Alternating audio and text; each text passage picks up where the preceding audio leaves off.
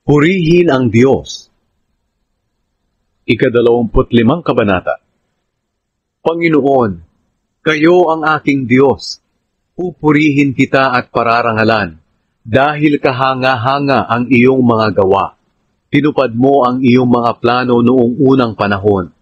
Winasak mo ang mga lungsod ng taga-ibang bansa, pati ang may mga pader. Winasak mo rin ang matitibay na bahagi ng kanilang lungsod, at hindi na nila ito maitatayong muli. Kaya pararangalan ka ng mga taong makapangyarihan, at igagalang ka ng mga malulupit na mga bansa. Ikaw ang takbuhan ng mga dukha, at ng mga nangangailangan sa panahon ng kahirapan.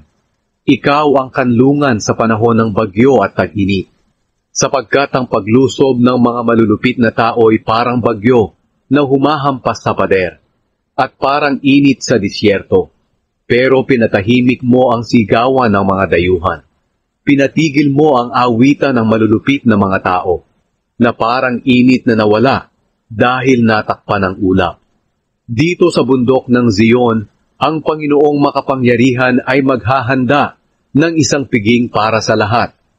Masasarap na pagkain at inumin ang kanyang inihanda, at sa bundok ding ito, papawiin niya ang kalungkutan ng mga tao sa lahat ng bansa. Aalisin din ng Panginoong Diyos ang kamatayan, at papahirin niya ang mga luha ng lahat ng tao. Aalisin niya ang kahihiyan ng kanyang mga mamamayan sa buong mundo. Mangyayari nga ito dahil sinabi mismo ng Panginoon. Kapag ito'y nangyari na, sasabihin ng mga tao, siya ang ating Diyos. Nagtiwala tayo sa Kanya, at iniligtas niya tayo. Siya ang Panginoon na ating inaasahan. Magalak tayo't magdiwang, dahil iniligtas niya tayo.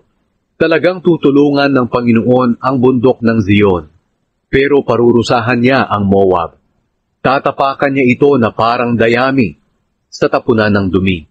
Pagsisikapan nilang makaligtas sa kalagayang iyon na parang taong kakampay-kampay sa tubig. Pero kahit na magaling silang lumangoy, ilulubog pa rin sila ng Panginoon. Ibabagsak sila dahil sa kanilang pagmamataas. Wawasakin niya ang kanilang mataas at matibay na pader, hanggang sa madurog at kumalat ito sa lupa.